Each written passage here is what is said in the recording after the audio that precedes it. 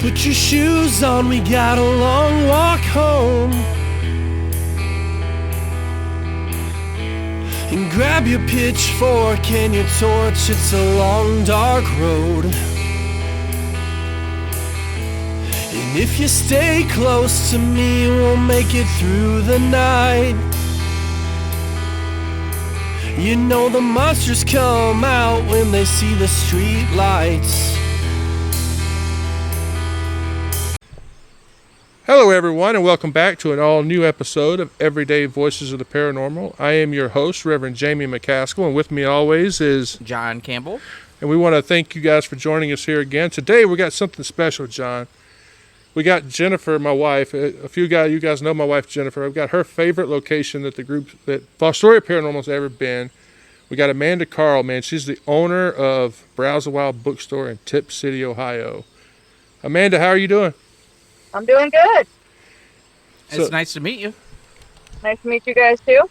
Yeah, I mean, John, this place is, it's like I said, it's down in Tipp City. And the first time I went, I don't remember how long ago it's been. It was before I joined FPI. Oh, it was way back. I think it was in the glory days of FPI. Because unfortunately, I didn't get to go. Do you remember how long ago it's been, Amanda? Probably between 10 and 15 years. Yeah. Wow. Yeah.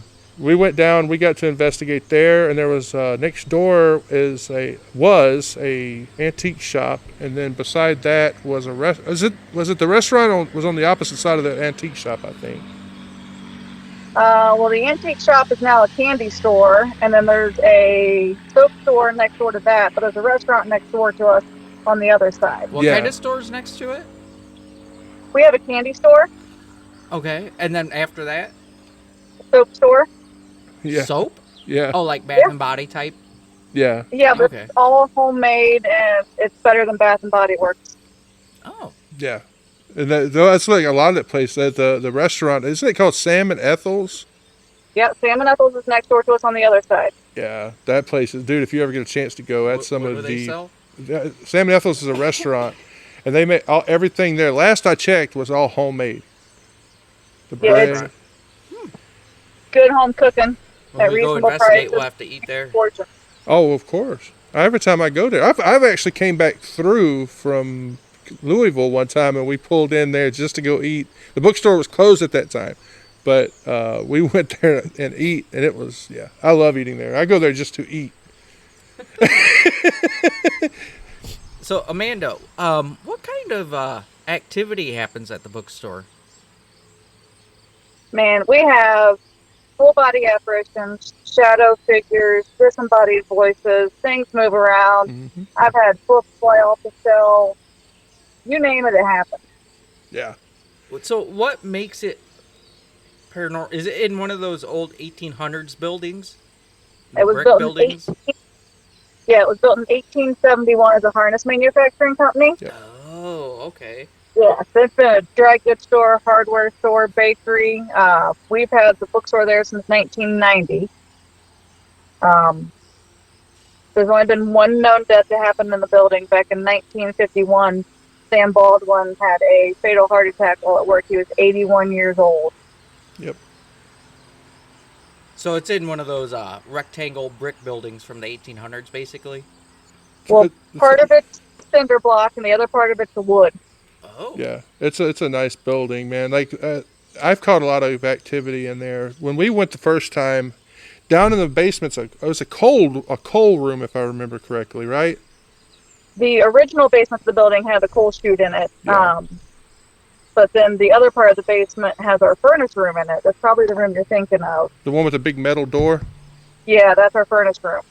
In that room, she witnessed it because she was upstairs at the command center. At the time, we had this young kid named James. James goes in the basement with us, and we set up the cameras and stuff. Actually, the camera was you just missed it with the camera. The door, James stuck his head in the door, and some reason that chair that was holding it open, it was a big heavy door, moved out of the way, and the door shut on James. And it took like me and Justin pulling to get the door off of it. Wow. Yeah. Well, it's a fire door. It's designed that should the furnace catch fire, it'll melt the chain and slam that door shut, and contain the fire just to that brick room. Mm-hmm. So something moved the chair, but it was before you put the camera on it? Well, the camera was there, but it missed it. It was just that we weren't course. planning on something like that to happen. But you could just see it. You couldn't see the door. You couldn't see the bottom of the door or something. I don't even have that DVR anymore. It was Emily's DVR. It seems like spirits, like all the years of doing it, they know exactly what your camera is catching. Mm-hmm. So, like, they'll move things that the camera's not on or it's barely out. But the second you put a camera on it, nothing happens. Yeah. It's always that way. It's unfortunate, but it happens. Now, they had, before we went, John Zaffis was there, right? Yeah, he was. Haunted Collector was there. Yeah, I know. Yeah.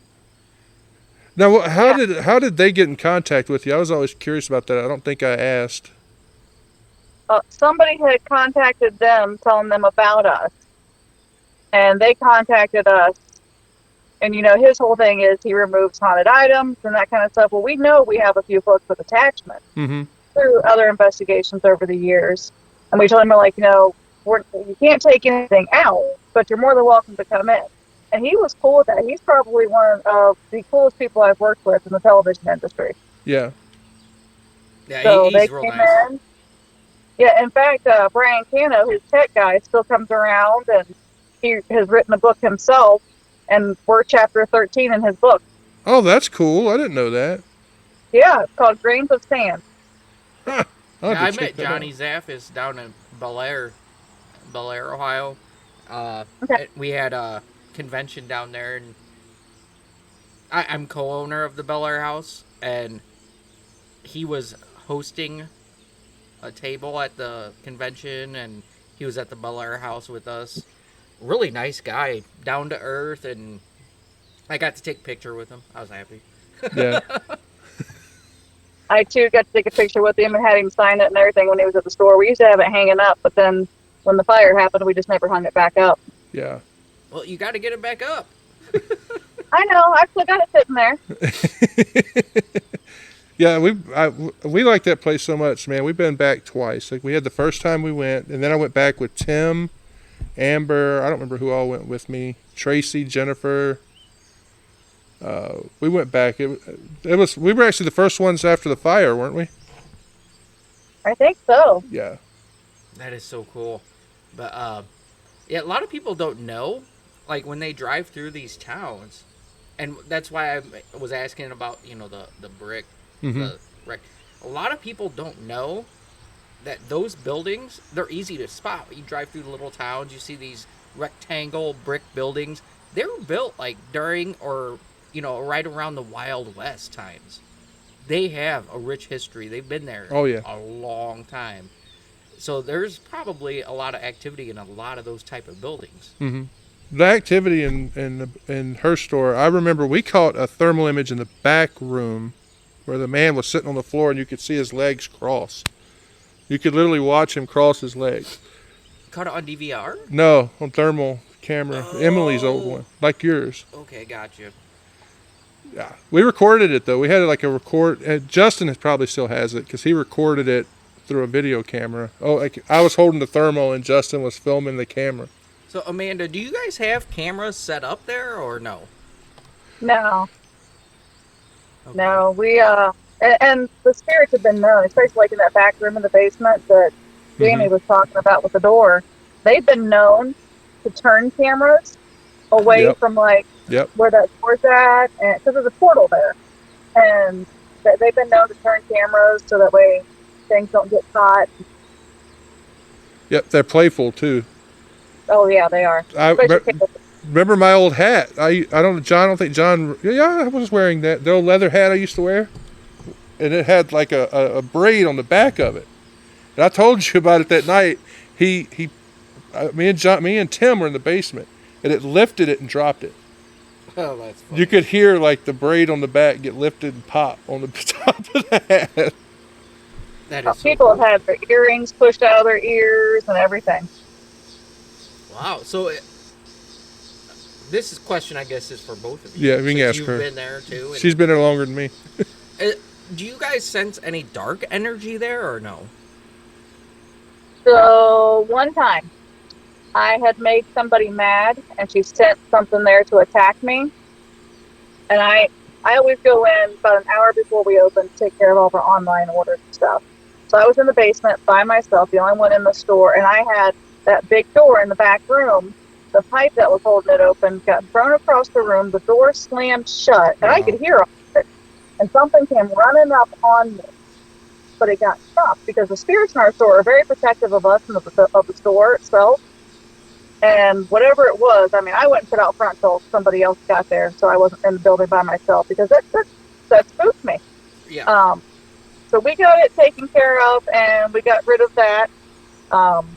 And now there's protections on the building to keep anything negative or dark away. You know, that's really, in my opinion, foolish of that person, because anytime you do a curse or hex or a spell on someone like that, it's basically karma. You're going to get back multiplied by a certain amount. To me, that's foolish. Yeah. Oh, yeah. We sent it right back to her. Because we knew exactly who it was. Because, like I said, I'd made somebody mad. And she had her friend send something that practices black magic. And so we got rid of it. And now nothing bad can get in the store. And I was protected by the spirits that were there. And isn't that so cool, knowing that the spirits there like you and love you so much that they're going to protect you, basically? Yeah. It's awesome. That's awesome. I've been there 17 years myself, so I've got a pretty good relationship with most of the spirits there. Most? We coexist peacefully together. So there's some you don't? Well, it's not that I don't, just some of them keep to themselves. Oh, gotcha. But, yeah, so I know that there's 19 of them in there. We've got 3 kids, 13 adults, 2 cats, and a dog. One of the little girls absolutely loves me and just will do anything. And then you've got the little boy he's a typical 12-year-old boy. He likes to play pranks and that kind of stuff, but they're always harmless. And then, you've got Sam, who's the guy who died in the building. Mm-hmm. He tends to hang out in one room, and you'll catch him out of the corner of your eyes. You're walking past, but he's one of the guardians. And then you've got our little 97-year-old Liza, who is the one who protected me in the basement, but she's kind of like everybody's grandma. She just is there and hang out. And you said that you have 2 cats and a dog there? Yeah. So you've actually caught them on EVPs? Well, I used to have a little girl that would come into the store, and she'd sit in a certain spot because she would hear one of the cats purr. And mind you, we don't have live animals in the building. Right. So you would hear one of the cats purr. You can feel them every now and then. You'll feel one of them move in and out of your legs. And you'll hear the dog's paws on the cement in the basement. And every now and then you'll hear a bark, but not very often. That is so cool. Yeah. Yeah. Me and Tim, when we were there, the last time I was there, me and Tim, we had that stuff in the back on the staircase. Because I remember, we would go up the stairs, and then you would hear, Tim would say he could hear somebody coming up behind us, and then we would turn and try to take a picture. Yeah, that's one of my main. I have 3 or 4 different strong memories from there. So they were messing with you, coming up behind you, acting like they were gonna do something, and then. Yeah, and it's up the stairs from the basement, and then we got the thermal hits in the basement on 2 or 3 books, and we pulled them out, and there wasn't no. That's interesting. Correlation. Yeah. Yeah, you got to go there, bro. We got to get you down there. I'm game. Yeah, absolutely. How big is the bookstore? Yeah, it's pretty. She could tell you the footage. How big is it? So the first floor goes back half a city block. Yeah. About 4,000 square feet on that floor, and then the basement's about 2/3 that size. Yeah. So you're looking about 7,000. Yeah, about roughly. 7,000 square feet. So is the public allowed to go to the basement, or is that just employees? Oh yeah, no, it's open to everybody. Mm-hmm. It's part of the bookstore. Oh wow. Oh yeah, we have. Oh, go ahead. Yeah, we just have so many books that don't all fill in the first floor, so we've got the basement packed with books too that are for sale. So have any customers relayed any paranormal activity to you? Oh, yeah. I had been working there maybe 6 months. And I'd been warned that it was haunted. And I had a customer come up to me. She's like, sweetheart, I don't want to alarm you, but did you know you have a ghost in here? I said, oh, yeah, honey, we got several. She's like, because someone just told me to get out of his library. Get out of his what? Library. Out of his library. So that was Charlie, and there was a book on the shelf that had been his for sale, and he didn't want anybody buying his book. So now it stays behind the counter, not for sale anymore, and he's left people alone since then. He just didn't want anybody buying his book because that book meant a lot to him. So when we go there, we can act like we're going to buy it. Yeah. Yes, you can, and I've actually had that done before. Did it There work? was a skeptic in there was a skeptic in the store, and he was not a skeptic by the time he left. He acted like he was buying the book, and then went to go walk out the door, and the door wouldn't open. Wow. Yeah, That's nuts. yeah. So I said, different people have different experiences. I've had customers over the years tell me different things that they've seen or experienced in there. And Wow, that's cool. That must have happened after we were there, because I don't remember that story. That's pretty neat. no, that was when I first started working, before we'd ever had to investigate there. Oh, wow. Yeah. So you guys noticed things almost right off the bat. So the owner of the bookstore has had it since 1980, but he's been at that location since 1990. Mhm. So yeah, he knew that there was at least 2 in there when he bought the building. Okay. So there's been experiences in there forever. So basically, he owns the building. You guys just pay rent, basically? No, he owns the building and the bookstore. I'm the manager there. Oh, Have- manager. okay, We'll have to okay. change that on my paperwork. Okay. Yeah, well, I mean, people honestly didn't even know that still existed. He's the owner of the store until the fire happened 7.5 years ago, Mhm. because I've been the face of the business for so long that he worked a full-time job until he retired about 10 years ago. So he was hardly ever in the store. So it was just one of those things that nobody knew he existed. But he does. I mean, and he's a great boss. I love working for him. So the fire, was that in the bookstore or just in that area, the vicinity in that city? So it was in the bookstore. Oh. So we have 3 apartments above the bookstore itself, Mhm. and the attic above the front apartment, which is the biggest one. They believe a squirrel chewed through some wires. It arced the installation. Ooh. And we had actually 2 fires. The tenant called me on a Monday night, and she's like, hey, there's some smoke coming from the front of the building. Do you want me to call the fire department? Yes, I'm on my way. So I get down there, and by that time, I'm 10 miles away where I live. And the fire department was there. They put it out. Well, they let us back in at 10:30 that night. We get in, we see they've left their ladder in there. So the tenant of the apartment went up the steps and up the ladder, and he's like, so that insulation's still smoldering. So he went down and got a firefighter. Firefighter came up, knocked the insulation on the ground, took his ladder, said, you'll be good, and he left. Well, the tenants had no electricity in that building because they had cut it off, and their apartments had cut it off. So they stayed in the back apartment with the tenant who lived there because they were friends with him. And something woke Jeff up at that time for him to go check on their cat that they had left in their front apartment. He said he opened the door to the stairwell, because there's 2 different sets of stairs to go from the front apartment to the back apartments. And it was just completely engulfed in smoke. So they got out through the bathroom window to the fire escape. And he called me about 5 a.m. said the fire restarted, the building's gone. I said, I'm on my way. I saw the flames from the fire about 6 miles away. Wow. I think you Yeah. shared a picture of that. I think so. I can always send it to you again. Okay, yeah. We could put that on the page. Yeah, it was How was the destructive. damage to the books in the store itself? So the fire was contained to the apartment. In the store itself was smoke and water damage, and we were walking on the ceiling. It was on the floor. We were closed for a year. It took 6 months to get the build redone, and then another 6 months to get all the books shelved. We able to salvage about 500 cartons of books. We lost about 40,000 of them. Wow. Yeah. But we were able to rebuild, and we opened, and we got some upgrades to the building that were needed, but not how we wanted to do them. Yeah. Hopefully he had insurance.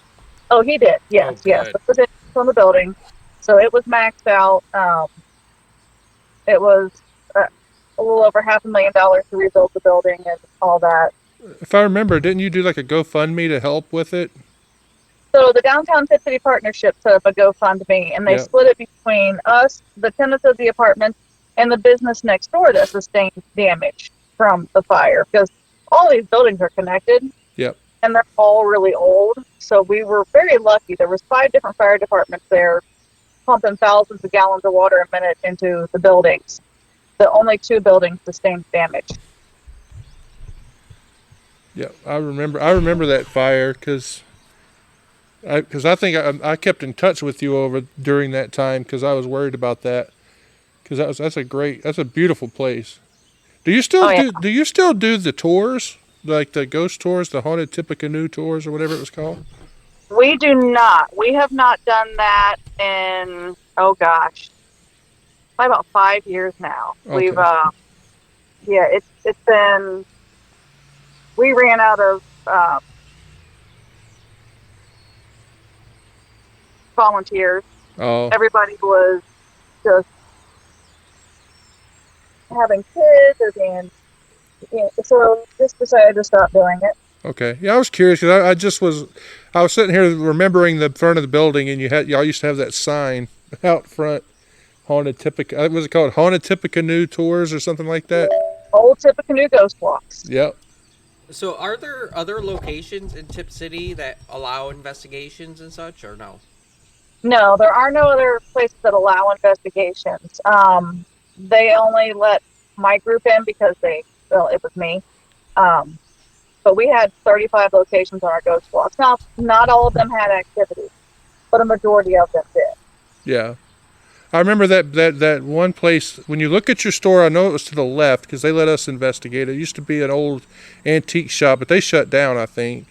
They had because I witnessed a child or somebody go into that building, and that was when they decided to let us go in because she'll tell you, I was standing out front. I think we were waiting to go in the store, and I looked over and I saw this young girl. She smiled, waved, and went into it. And they were like, no, there's nobody in here. Yeah. And they let us investigate there. That's not a therapist's office. Mm-hmm. So they wouldn't, because of all their files and that kind of stuff in there, they wouldn't allow anybody in. Yeah. Because of confidentiality reasons. Exactly, yeah. Yeah. Now, there's some places that might allow if I talk to them, but a lot of the places have changed ownership, so they won't allow people in anymore. Yeah, that was weird, man. I remember that I was standing there and I watched a girl. She just smiled, waved, and turned and went into the building. How old do you think? She was early teens. Wow. Yeah, they were like, no, ain't nobody in there. So Was it a therapist back then? No, it was a antique shop. It looks like a house, but it was an antique shop. Yep. Wow. Yeah, Erica and Jason owned it. Yep. And we shopped in there while we were there too. Yeah, antiques are really, in the paranormal world, well known for possibly having attachments. Mm-hmm. So that would have been cool to check that out. Yeah. We did one of the antique shops in Tipp one time and opened up a former church pew, and something rushed out of it. It was like a cold air coming out of it. Wow. And then we were all in the basement, and we heard something real big, loud clatter upstairs. So all the guys took off running that were with us upstairs. They thought maybe somebody had gotten in there, and there was nobody in there. Wow. So, yeah. You used to do that campgrounds there too, didn't you? Yeah, I used to. Indian Hills 4-H camp. They don't let anybody out there anymore either. Right. Well, I know the reasons for that, but I'm not going to talk about it on the show. Was it active? I think it was, wasn't it? It was very active, wasn't it? It's an old Indian ground. Oh. Yeah. Okay. Yeah. Yeah, I also know the reason behind that. And I used to be on the board out there, but I'm not anymore. Right. I stepped down in January just because my daughter's cheer schedule just keeps me so busy. I didn't have time to make it to board meetings. I hadn't been to a board meeting in 3 years. Wow. Yeah, I just had been so busy I couldn't get there. Because I remember you had invited us out there not long before that incident happened, and I was definitely wanting to go at the time too. It was a nice. I've seen pictures. I think you sent me pictures back then. It was really nice, real pretty place. Oh, it was gorgeous out there. But again, they don't let anybody out there anymore. Yeah, people. Teams can ruin stuff. Yeah. Especially some people on teams, I should say. So, have you had any incidents there that left you seriously scared? At the bookstore, just that one where that thing ran up on me. Okay. Otherwise, everything in there is friendly. I mean, like I said, we feel it just pretty peacefully. It's just, I have people come in all the time. They're like, "You're not scared to work here?" I'm like, "No. Like, I've been here forever. I know, what goes on. Nothing scary in there." No, I've never gotten scared there. Like every time I've been there, I've enjoyed it. It's been like real fun. Yeah.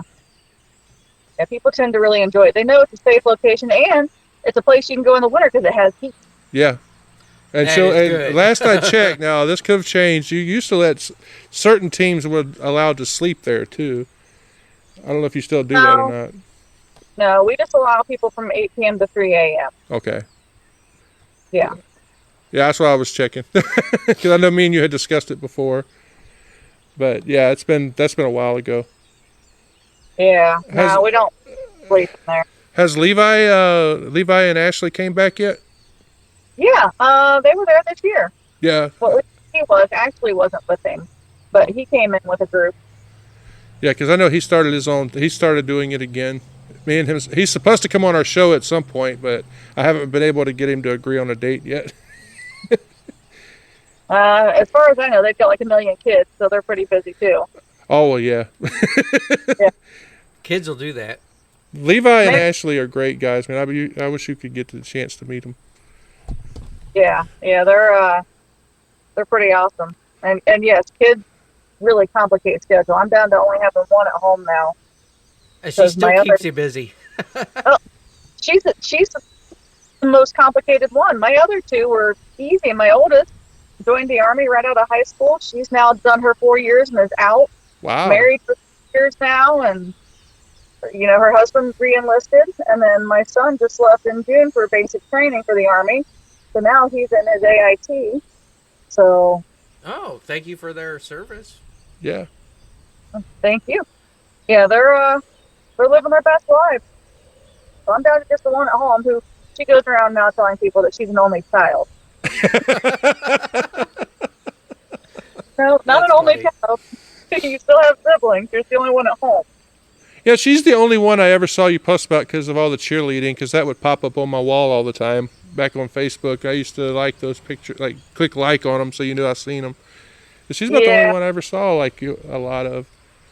Yeah, my son, he was more into orchestra and that kind of stuff, so I post videos of that and when he ran cross country, but he didn't like having his picture taken or anything like that. But when he joined, I had to really clamp down on my Facebook social media for safety reasons. Yeah. So, orchestra, like he plays an instrument? Oh, my son is very musically oriented. He played viola from grades 6 through 12 and was viola section leader in the school orchestra. He also played guitar, violin, and piano. Oh, that is awesome. Yeah. I play guitar too. Yeah, that kid can pick up an instrument and can play it within a half hour. Very cool. I wish I could have had it, but I wish I'd have been able to do that. I tried to get the guitar in high school, but I wasn't no good at it. No, it takes patience a lot. It does, yeah. And he's pretty good at it. He really loves music. And in fact, when we went to Georgia for his basic training graduation, he said, "Can you bring my guitar with you so I can play for a little bit?" So I took the guitar, and he played for a little bit, and then we had to bring it back home with us. One thing I like to do, I did this at the Fall Story Museum, is I don't know if anyone's ever done that there, is like bring an acoustic guitar and play for them. I mean, my son's had his guitar in the store and played Oh, during okay. events. So Yeah. they've heard music then, like Yeah. more recent. Yeah, we definitely got to get this. We definitely need to come down there as do our podcast down there. I think that would be That'd be fun. yeah, do it live from. Maybe do a live investigation. Yeah, well, yeah, I was thinking do it live on the page, and then we could record like a podcast there before and after. Do like a before podcast and after podcast. Of course, to join them together when I get home, like I do with this. Yeah. That'd be cool. So how do groups? Yeah, how will groups get in touch with you? Like through Facebook, or you can tell them all your social media and all that for the bookstore. Yeah, so we are on Facebook. We have 2 Facebook pages. We have Browse Awhile Books, and then we have Haunted Browse Awhile Books. I run both those pages, so you can contact there, or you can call us at the bookstore. Just ask for me, Amanda. It's a $20 per person, minimum of $100. So if you got 4 people, it's $100. If you got 5 people, it's $100. If you've got 6, it's $120. We do them on Saturdays, 8 p.m. to 3 a.m. You don't have to stay the whole time, but you're not staying any later than 3 a.m. because I do like to sleep.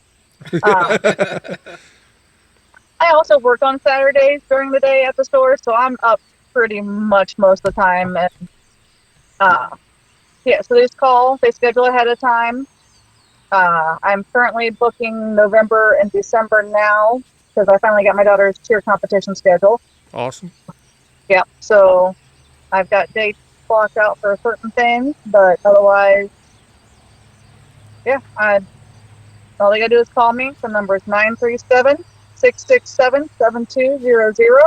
I'm there 99% of the time. So they can do that, or they can get on Facebook and send us a message through there. But the best way is to call, because that's a certain guarantee I'll actually get a message that way, because I don't always see notifications on Facebook. Right. Now, is there a down payment or anything like that? Or PayPal, or do people just do cash? No, it's cash only, so Okay. they can pay when they come to investigate. Some people do like to put down a deposit, that way they know that their date is secured and that kind of stuff.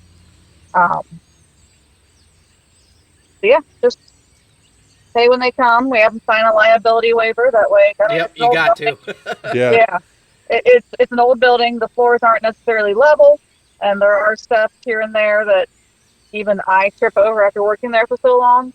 So, just have people sign a liability waiver saying if they get hurt, they won't sue us. It's not the ghost to worry about. It's, gravity check. Exactly. Yeah. We know all about those waivers. Trust Yeah, I me. used to have to do that at the museum. Yep, Bel Air House too. Yep. I had waivers, and what was that other one we had? The rules. They had to sign one for the rules. Yeah. No Yeah, restroom there, and Yeah. We have a restroom. The only thing we don't allow is Ouija boards. And what was that? The only thing we do not allow is Ouija boards. that's yeah. most locations. They Yeah. don't allow seances, Ouija boards, stuff like that. That's pretty normal. Mm-hmm. That was Yeah. part of our rules too. I had one group try bringing in a Ouija board. Like, oh, well, it's been blessed. Yeah, you can take your blessed Ouija board back out to your car. I don't think so, buddy. Wait till they start coming with the angel boards. This ain't a Ouija board. It's an angel board. Yeah, it can still stay in their car. I seen one because I'm a deliverance minister now. That's mostly what I do. Like as far as I still do the ghost hunting for every so often, but I mostly do my deliverance ministry. And I had somebody send me one not long ago. It's a Jesus board, What? and at the bottom it said "Goodbye, Jesus." And I was Yeah, I don't think so. I was like, no. I think it was you. I don't have a Jesus board. No, you sent me a picture of it, I think, from Facebook. It might have been. I don't recall it. But Yeah. It was somebody. It was either you or maybe it was Dan Todd. But, all right, well, stay here with us, Amanda. I'm going to end the show, and me and John have like one quick message for the people, and we'll be signing off. So thank you guys for joining us. Check into Browse Awhile Books for Jamie And John. and Amanda. We want to say thank you guys for joining us. Man, John, that was another fantastic episode, bro. Now, before we end the episode today, I think we should take just a moment to thank our sponsor, man, Coffee Brand Coffee, man. They have that supernatural elixir for anyone who has a taste for exceptional brews without any gimmicks. Now, dear listeners, let me share something truly otherworldly with you. Coffee Brand Coffee isn't your average Joe. No, they're the antidote to those flashy, empty promises from other coffee companies. These folks know that what matters is a cup of fresh roasted magic, not just marketing tricks. And also, bro, like I think we should also tell them, man, here's another kicker. Their fulfillment and roasting centers are right here in the United States, bro. They're not like all over the, other place. Not like those other brands that are out there that have like that they take care of the attention to the details. Yeah, and they've got a collection of 12 tantalizing coffee blends from all corners of the world. Picture yourself sipping on a cup of their exquisite cocoa, tea, or coffee. The aromas, the flavors, it's like a paranormal journey for your taste buds. Now, let us tell you guys this, okay? They have all these reviews. There's over 4,000 verified customer reviews. And the majority of them, John, man, you saw it on here, bro. There's a solid 5 out of 5. You don't need to take my word for it. No, you don't have to take John's word for it. Just let those real customers speak for themselves. But here's the real kicker, folks. Coffee Brand Coffee doesn't just offer you a product off the shelf. No, they wait until your order comes in before they fire up the roaster. Timing's everything, you see. Coffee loves its mojo 7 to 10 days after roasting. With these guys, you get the freshest cup straight from the roaster to your doorstep. That's right, and let me tell you about their commitment to quality. Their sustainability it goes from the farm to your cup. They source only the finest beans, and they focus on eco-friendly practices and direct trading relationships with the growers. They even visit the farms themselves just to make sure that everything is ethical and sound. Small farms, co-ops, sustainability, it's all part of their dedication to making sure everyone in the coffee community thrives. You can taste the difference in every sip. So, if you're ready for a paranormal coffee experiences, one that will leave you bewitched, I want you to head over to Coffee Brand Coffee. Remember, use our referral link down below when you make your order. And also, we have a code too. Our code is EVPod. Use that when you apply it towards your subscription. But as long as you use our link, you're supporting this show. And if you use that EVPod, you'll support the show with every sip. Because let me tell you, I've been noticing a lot of people are clicking the link, but nobody's using the code. So me and John, we're not getting any credit for you guys' business over there. So come on, guys, use the link below and use our code EVPod. From me and John, I want to say thank you, guys. Thank you.